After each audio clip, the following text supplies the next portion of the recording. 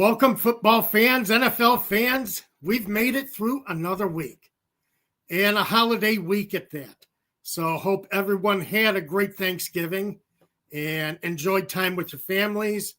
I know food is the focus of, the Thanksgiving holiday, but so is family and so is football. And we had some NFL football take place on Thanksgiving Day. He had one game yesterday that ended up with another just crazy finish that, you wonder what the coach had to have been thinking, especially when you're running a young quarterback. So I'm going to talk about that a little bit today, the games that we had Sunday, the look at some of the coaching that, actually cost one his job. Matt Eberflus of the Chicago Bears was finally let go yesterday. And we'll look at what's coming up on the schedule for Sunday, the rest of week 13. I know the Falcons have a rough day coming up against the Los Angeles Chargers.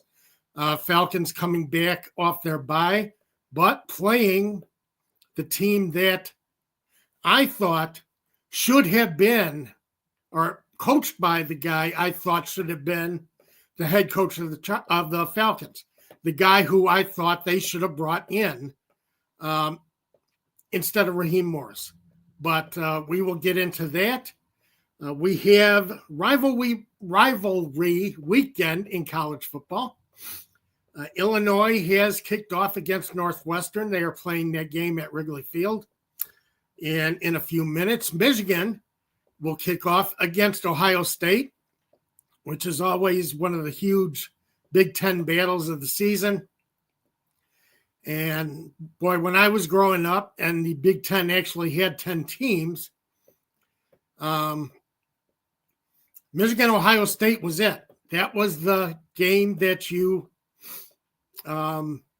targeted if you were a fan of the Big Ten, because it was an era known as the Big Two and the Little Eight, and it just never happened. So also want to mention that Wanda is having family activities this weekend, big holiday weekend for her, so she won't be with us today.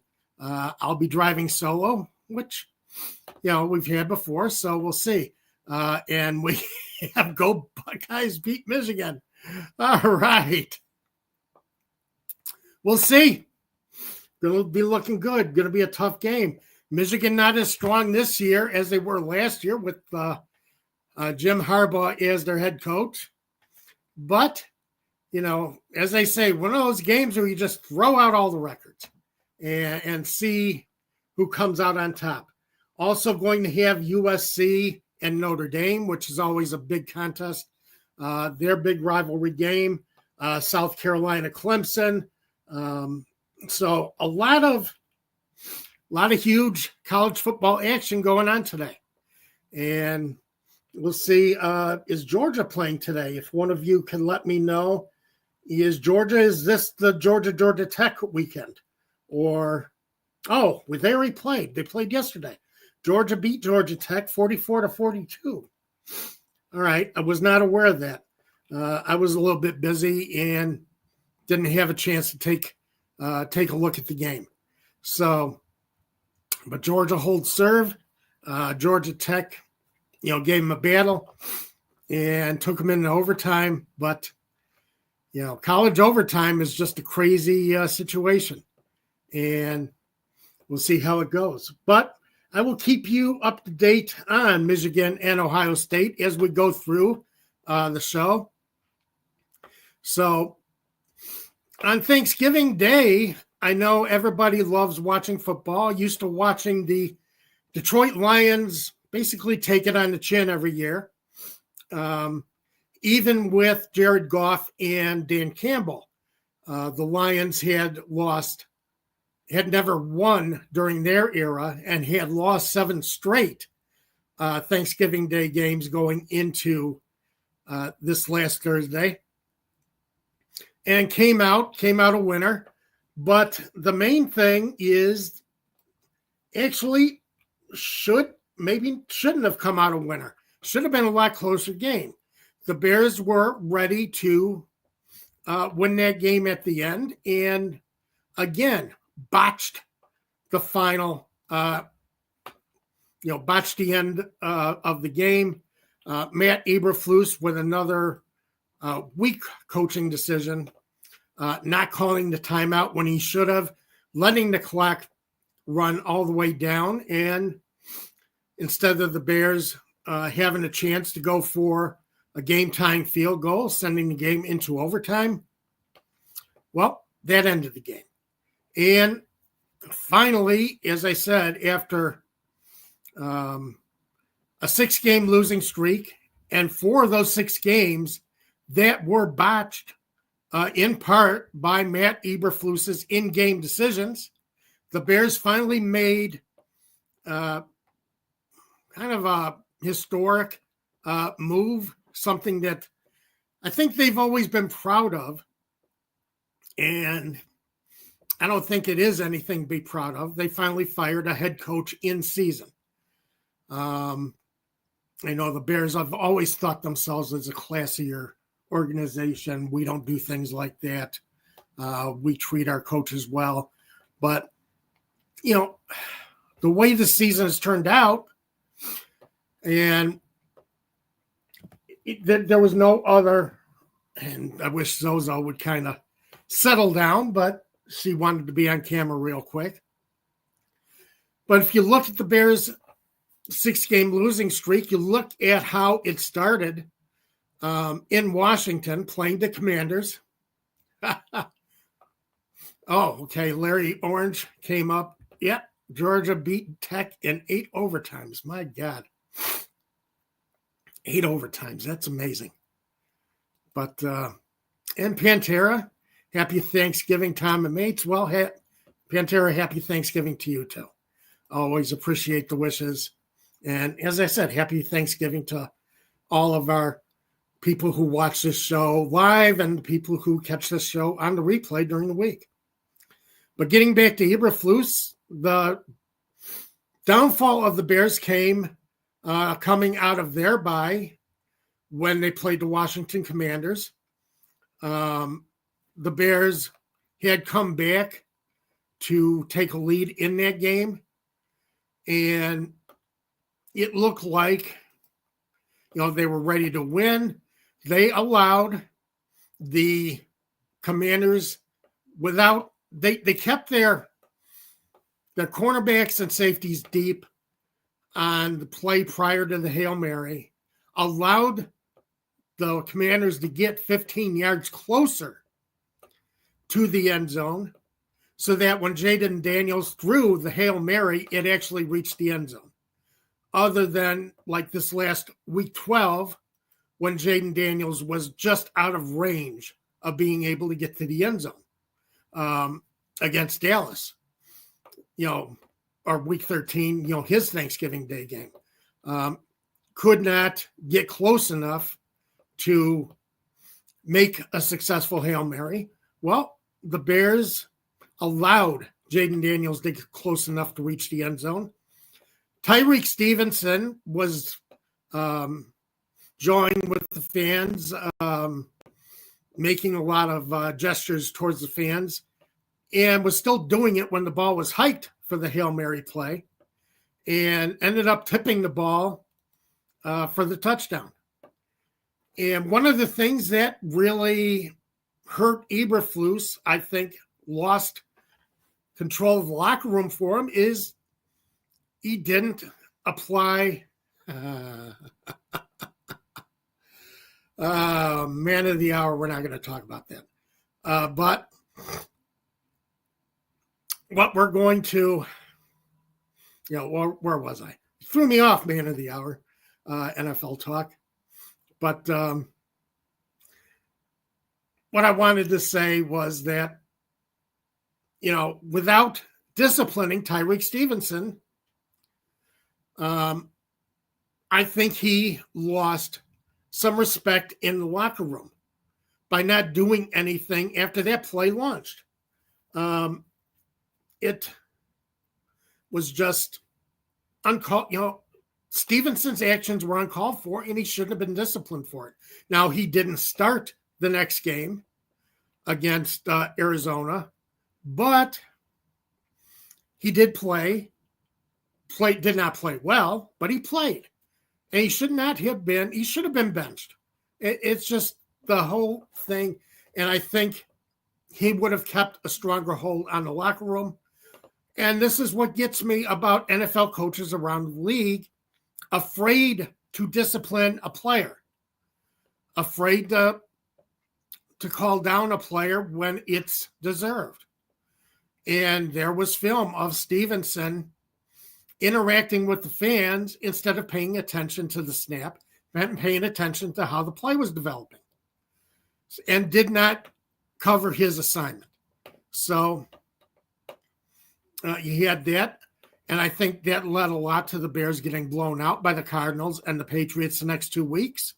Their offense did nothing. And again, another problem with Eberflus. Would not take responsibility for the problems on the team. You got a head coach, has to take responsibilities for what happens. And with Eberflus, it was with the Shane Waldron hiring. And happened 6 weeks ago. No, the team was not lost before that. The team had just gotten done kicking with dominant victories over the Panthers and the Jaguars. So I'm talking about the downfall of the team and the problem that Eberflus was as a part of that downfall. And he did play a big part in that downfall. Would not take responsibility for the hiring of Shane Waldron to try to guide his rookie quarterback, and ended up losing 2 games. They played the Packers, lost to the Packers on a missed field goal because they – all right, man of the hour. We're not even, I'm not arguing with you about downfall started on draft night. Okay, I see you're going to be that way about it, and I'm not going to engage in that conversation. Sorry, not happening. So, and don't go comparing Caleb Williams, and you just lost your argument, man of the hour, comparing Caleb Williams to Mitch Trubisky and Justin Fields. No, Mitch Trubisky is a failure as an NFL quarterback. Should never have been drafted, should never have been traded up to be drafted. And Justin Fields, I don't get what this overwhelming love for Justin Fields is. I mean, the Bears never scored. Their offense, you got to put points on the board, and they failed to put points on the board under Justin Fields. No, man of the hour, we're done. So not engaging in that. And part of it is Shane Waldron, again, if you want to go that, never being able to coach up a player, well, that was a problem with Eberflus. He hired Shane Waldron to be his offensive coordinator. And Waldron was not ready to be an offensive coordinator, let alone, or to be an offensive coordinator away from Pete Carroll in Seattle, let alone developing a guy who was targeted to be your franchise quarterback, who was drafted first overall to be your franchise quarterback. And the Bears had to fire Shane Waldron. That wasn't Eberflus who fired Waldron. Eberflus should have taken responsibility, saw how things were going, and fired Shane Waldron. But again, against the Packers, the Bears were ready to win the game. Let the clock run down. They were at the very edge of the range for Cairo Santos. Let the clock run down and got the field goal blocked. instead of running one more play to try and get a little closer, trying to get into that 40-yard range where Cairo Santos is perfect, they let the ball stay closer to the 50-yard and lost. And Minnesota Vikings lost in overtime. The Bears and Eberflus at least was able to run, or his reputation was at least he ran the defense, ran a competent defense, and turned their Bears defense around last season, which is why he got his job back. But, they had the Vikings behind the chains 3 times, let them off the mat, and the Vikings ended up kicking a game-winning field goal. Detroit Lions, again, that was the end on Thanksgiving, the end of the run with Matt Eberflus. You got a rookie quarterback. You have to call the timeout in that situation. After the sack, you have to call the timeout. Don't leave it on your rookie who is, he's learning these situations. So, but Eberflus left it on his rookie, and, they ended up throwing a desperation pass with 6 seconds left, ran out the time on the clock. Instead of Eberflus calling the timeout, getting his offense under control, letting them call a short yardage play to kind of get the ball back closer to field goal range, and then kicking that field goal to send their game into overtime. Held on to the timeout. Nobody knows whether he realized there was a timeout left. But you got to help your rookie quarterback in that situation. I know Caleb Williams is your quarterback. He's your starter. But as a coach, you are paid. Part of what you're paid for is to be aware of these situations as they come up in a game. Being aware of the different ways that a game can go, knowing how you're going to handle different situations as they arise. And Eberflus was completely flustered. And he shouldn't have been the one who was flustered. His rookie quarterback was flustered.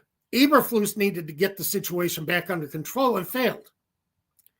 And finally, overwhelming response. So it's just a matter of, him not responding. And man of the hour NFL talk, I get you with there. Knew he had a timeout. He had staffers in his ear. Hire people to let me know what's going on always. Yeah, you've got to know what is always going on. And, right, you got and part of this is on Thomas Brown. Thomas Brown is in Eberflus's ear. And he's got to say timeout. And Thomas Brown is the interim head coach. He started out the month as the Bears passing game coordinator, experience with Sean McVay in Los Angeles, was promoted to offensive coordinator when Shane Waldron was fired. And Brown seems to have made a connection with Caleb Williams that Waldron was never able to make. And with the entire offense that Waldron was never able to make. But now they're going to move forward with Thomas Brown as their head coach. I'm not so sure that Brown is ready for this. Again, because in many hour NFL talk, I agree with you there, because Brown should have been in Matt Eberflus's ear saying, call the timeout. Let's get this under control. And Caleb Williams was flustered because he could not get the entire play call because the NFL cuts the mic to the quarterback's helmet with 15 seconds left on the play clock.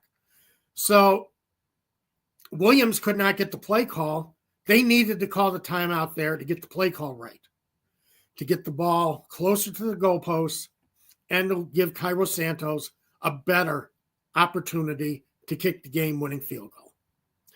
And that's what it comes to. And Eberflus blew the game nationally, was embarrassed. And I think part of it was nationally, the Bears were embarrassed. Now, one of the problems is the Bears let Eberflus do his Friday press game after press conference, his Zoom meeting with the press, with the media, and then fired him an hour later. I don't think the Bears are ready to fire Eberflus yet, and that's a problem with the Bears and the Bears organization, and why the Bears organization leaves a lot to be desired in this situation. After what happened on Thursday, they should have let Eberflus go right away, put the Zoom meeting off with the rest of the NFL media, and came out later with their decision to fire Matt Eberflus. Matt Eberflus did that Friday morning meeting thinking he was still going to be the head coach next week. And I believe the Bears hadn't even come to the final decision. And that's an organizational problem. I'm not going to dive deeper into that, which I probably could. I could spend the whole show talking about the problems the Bears have. But, and going into college football, just to let you know, give you an update, Michigan, Ohio State still scoreless. Tennessee, Vanderbilt's taking a 14-0 lead over Tennessee in the first quarter. And Illinois has a 7-3 lead over Northwestern with 6 minutes left to go in the first quarter. So, and that game being played at Wrigley Field, where, the Bears used to play their NFL games before 1970. Larry Orange, is it true that his firing was the first one in season in Bears history? Yes, it was. Yes, it was Larry Orange, and the problem was, well, for one thing, it shouldn't have been, but the problem was it looked like the Bears were going to keep going with him because they were embarrassed, or they felt it was a bad light on the organization to fire a coach in season. Well, it was even going to be a worse light for them to keep going forward with Matt Eberflus as their head coach. And I think as they began to see a lot of the fan reaction, player reaction, because apparently there was a lot of player reaction, bad reaction in the locker room after the game. That came out in an article in the Chicago Sun-Times today. That there was a very, it was an ugly locker room after that game. So, and I think, they finally did. I mean, it doesn't look good that they left Eberflus going for as long as they did. Instead of cutting loose as things were getting bad. Because the problem is Caleb Williams is getting better. Caleb Williams has improved 100-fold with Thomas Brown as his offensive coordinator.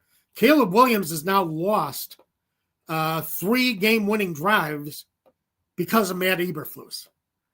3 fourth-quarter comebacks, 3 game-winning drives this season because of Matt Eberflus. So could have been a whole different year, whole different outlook for the Bears, who should be fighting for the playoffs right now, but got coached out of, that kind of situation. Going forward, moving on from Eberflus, Brian Daboll, another one who, to me, is a horrible coach and a horrible head coach, but a guy who has lost that Giants locker room, especially with Malik Neighbors being critical of how often being critical of how often he's been getting the ball in the Giants offense. Yeah, understand why he was fired. Just thought the statistic was interesting. Yeah, it is. But as I say, I think despite why he was fired, I think the Bears were going to hang on to him until the end of the season, but finally realized they were going to look foolish doing it and could not continue forward that way. So, but Antonio Pierce, Brian Daboll, and I'm going to get to Antonio Pierce in a minute. And Antonio Pierce is another reason why I hope Thomas Brown doesn't get the Bears head coaching job. But again, I'll go into that in a minute. Brian Daboll is not out, has lost the Giants locker room. He's lost their star rookie wide receiver. And Malik Nabers is an all-world rookie wide receiver. You got to be putting the ball in his hands as many times as you can during a game. Because he does amazing things with the football, makes amazing catches, and is an incredible player. But, when you start getting into media squabbles with a player, especially a rookie, and where a rookie wide receiver is not respecting you as all world as Malik Nabers is, you've lost your team. And I think that showed last week when the Giants got completely buried, and shows this week with letting the Dallas Cowboys outplay them. And there are a lot of Dallas fans who are tired of Mike McCarthy and feel that McCarthy's had a lot to do with their problems this season. I think it's been more injuries with the Dallas Cowboys. And I would like to see, I don't think highly of Mike McCarthy as a head coach either, but he's dealing with a lot of injuries. And I think that has a lot to do. And the fact that his GM/owner, Jerry Jones, did not do anything to improve the offense over the last offseason. So I think McCarthy's been a victim of being head coach for a team with an owner who thinks he's a football guy. But you can't fire the owner. It's his money. So you just be very frustrated if you're a fan of the Dallas Cowboys. But Brian Daboll got buried in Week 12 by the Tampa Bay Buccaneers 30-7 after his public humiliation of Daniel Jones, putting him on the practice squad, and having him run scout team safety, dumping Daniel Jones to the last string next to Tim Boyle, practice squad quarterback. Jones, that to me says you are not cut out to be an NFL head coach. You're not cut out to be an NFL anything if your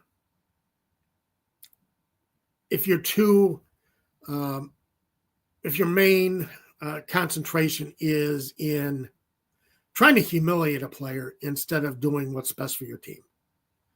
And that's another problem. Antonio Pierce yesterday, my God, another game where the Raiders actually had a chance to beat the Kansas City Chiefs.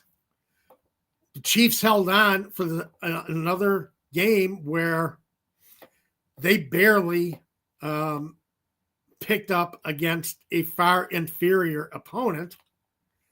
This time, you look at the records, you look at how each team is playing, and you say the Chiefs should have won that game by double digits. Two scores, multiple scores. It should not have happened that they, came close to losing that game. Should not have came close to losing against the Panthers 4 weeks ago. We're fortunate to get a blocked field goal to beat the Broncos. So the Chiefs are struggling. They're winning, but they're struggling. But Antonio Pierce, again, a guy who lit a fire under his team last year and won the head coaching job, the ability to be the head coach for the Raiders this year. And this kind of shows you what happens when you promote an interim coach to head coach. He doesn't have any head coaching experience.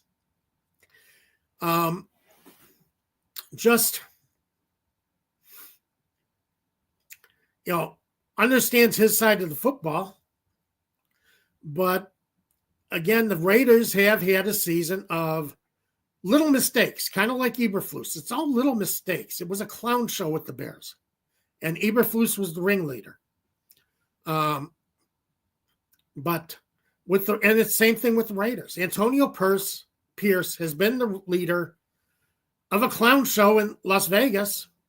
Yeah, they don't have the quarterback to really do as much as some teams who are near the bottom of the league. But, why the Raiders, again, you have a timeout. I know you want to run the clock down farther from 15 seconds. Part of that was the fact that Aiden O'Connell spiked the ball with 15 seconds left instead of letting some time come off the clock, which, again, is a veteran quarterback. He is not a veteran quarterback. He's a young quarterback. He won't make that mistake again. I assure you he will not make that mistake again. He will be aware that he needs to run the clock farther down. But still, you got to call your timeout and go ahead and kick the field goal. I know there's going to be 15 seconds left on the clock. And this is where you get into what everybody likes to call complementary football, which was another problem with Eberflus. It was always complementary football. Never wanted to take responsibility for the fact that the Bears were losing. It's complementary football. And Antonio Pierce, again, got caught in the complementary football trap. And the problem is with complementary football, the offense tries to run the clock down and, make it easier on the defense to hold and to finish the game. Well, sometimes you have to take your points where you get them. Instead of lining up to run another play, you're in field goal range, kick the field goal, take the lead, and then, take the chance that you can hold for 15 seconds and finish running time off the clock and hold that game. Put the game on your defense to do its job. So, it's a problem. But one of the things going into that game, though, you found Antonio Pierce saying, let's call a spade, best team in football versus the worst team in football. In other words, saying his team is the worst team in football. And I know what he's trying to do. He's trying to say, let's change that conversation. That's the conversation that's going on outside. But it's the last thing, you got to think about what you need to say as a coach. But again, Pierce, not aware of the situation, not someone who reacted to what was in front of him on the football field because he had never thought it through. And it's a matter of thinking these things through. You are getting paid to think through each scenario as it takes place on a football field and to do something about it and to know how to counter it. It's a chess game. But you're not looking at just one set of pieces. You got to look at both sides. And you have to understand, if I do this, the Chiefs will do this. I can take the lead. I make it tough on the Chiefs. And it's It's something you pay a head coach to do. Eberflus didn't do it. Daboll, I think, has had a hell of a time doing it. Daboll is too caught up in his own head to be more aware of what's happening on the field in front of him. And Antonio Pierce yesterday, I'm not even going to go into the Dolphins coaching situation against the Green Bay Packers. The Dolphins were not ready to play in that game. And to me, that's up to your head coach, Mike McDaniel, to get your team ready to play. They weren't ready to play in the cold weather. And they lose a game that they look terrible. So, but Antonio Pierce probably won't be holding on to his job at the end of the season. I'm saying he's probably going to get through this season. But his situation is why I don't think Thomas Brown can continue as head coach of the Bears beyond this season, take the interim tag off. Again, because he's not used to all those scenarios, in-game scenarios. It's a lot different when you're a head coach than when you're just a coordinator. And I want to see a head coach with experience. I like head coaches with some experience in these kind of end-game situations. My problem is I thought Harbaugh should have been the coach of the Bears starting this season. Jim Harbaugh. I thought Jim Harbaugh should have been coach of the Atlanta Falcons heading into the season. Again, a guy who's aware on both sides of the football. And he has it all thought out. Knows what's happening. Might lose some games, but he's not going to lose a game because he made a bad decision or he didn't have faith in his team, in his players. Harbaugh is going to lose games because, it's just, maybe he gets outplayed for a game. But, and that's a problem I have with Raheem Morris. Morris, I think, has taken a good run with the Falcons as far as being the overall coach, but he is also from the defensive side of the ball, and it's the defense that is killing the Atlanta Falcons this year. And they have to do something about that. And Morris has to step up and say, and make a decision as far as how they're going to run their defense and what's going to happen with their defense. The Falcons, and to Todd's point, do the Falcons still win the division? Todd, you're right. Raiders, Giants, I do see those as wins. I think the Falcons can beat the Commanders. I'm not as overwhelmed by the Commanders as other people are. I think the Commanders are still weak on defense. I don't think they bring a strong defense into the game. They've been weak on defense all season. They don't have the personnel on defense. So I think they do. They have a good chance against the Commanders. I think they beat the Panthers. Does 8 or 9 win it? Let's look, because Tampa Bay is starting to creep up. They are a game behind the Falcons in the division, and the Falcons have a game up as far as head-to-head. So the Buccaneers play the Panthers. They got the Raiders. They got the Panthers twice. Have the Raiders. Have a Saints team that's still struggling with injuries. But I think the Buccaneers do have a favorable end schedule. They still got to play the Chargers themselves. They have to play the Cowboys. I don't know if the Cowboys are as good as they've shown the last couple of weeks. They haven't beaten a good team the last couple of weeks, especially, their Thanksgiving Day victory over the Giants. That's not a very challenging win, put it that way. But I think the Falcons struggle with their defense. I think that's going to make a difference tomorrow against the Los Angeles Chargers. I know they're hosting the Chargers. It's going to be a rough game because the Chargers know how to move the football. Chargers play good defense.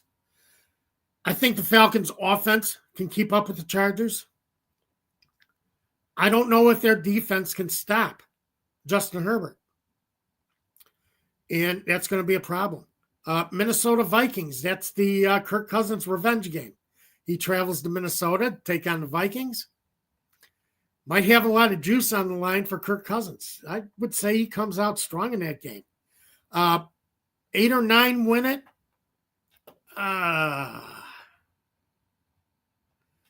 That means, yeah, I know. Jimmy Lake has Grady dropping back, covering receivers. Yeah, it's ridiculous. And that's why I say, as a head coach, are you going to take responsibility for what your defensive coordinator is doing?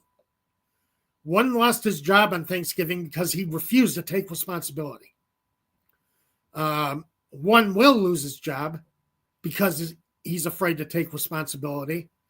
Another will lose his job because he's lost the respect of his players. But Raheem Morris, this is his first year back with the Falcons.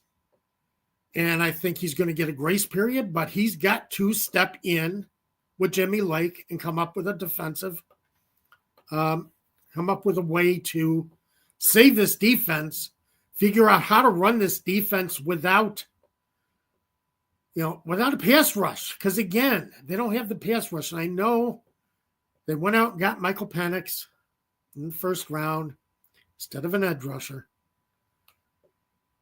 But my God,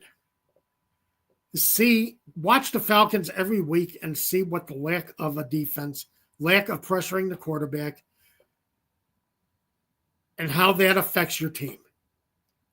And it's been rough to watch because that's the huge weakness. That's the huge Achilles heel to this team. And it's a matter of can they pull it out and find a way to get their defense back on track? So Raheem Morris needs to step up and take responsibility for this defense because that's one of his strengths. It's one of the reasons why he was hired, because he was defensive coordinator for the Rams, and he improved the Rams defense and had them moving forward. So Falcons have 6 wins. Can they find 9? Raiders, Giants, Panthers. I think they can find 9. I think they can find 10 with the Washington Commanders. The Vikings are going to be tough. I think they can beat the Vikings, as I think they can hold down Sam Darnold. I don't think Darnold is. I think Darnold is the league is catching up to what he's been doing with the Vikings. But the Chargers are going to be tough on both teams, Tampa Bay and the Falcons. Tampa Bay, they have the Panthers, Raiders, Panthers again. Gives them 3, puts them at 8. I think the Falcons are going to need 10. They will need a 10-7 record to carry through and finish the season as the AFC South Division champions. So the Falcons have to find 4 more wins, in my opinion, looking at the schedules, 4 more wins out of their final 6 games. I don't think 9 does it. because I think Tampa can. I think the champion of the NFC South is going to have 10 wins. So whoever gets there, they will pull out the division. But I think they have to get to 10 wins. 9 will not cut it. And that's the way it goes. We will see how the Falcons react coming out of their bye on defense against the Chargers. But to me, again, with Jim Harbaugh as the Chargers head coach, I think that gives the Chargers an advantage coming right out of the locker room. And I think that's what the Falcons are losing by not having Jim Harbaugh as their head coach, because they don't have that advantage coming out of the locker room. Give you some rivalry week scores. God, glad I don't have to say that all the time. Michigan 4th and 1 at the Ohio State 3. They are down 3-0. 2 seconds to go in the first quarter. Vanderbilt has taken 17-7 lead over Tennessee. Tennessee is getting beaten up by their arch rivals. Clemson, South Carolina in the second quarter, both scoreless. Northwestern has taken a 10-7 lead over the Fighting Illini in the second quarter at Wrigley Field. So some interesting scores coming up, and we'll see how the weekend's out and see what teams finish up, what teams take their various rivalry trophies back to their campus for the week.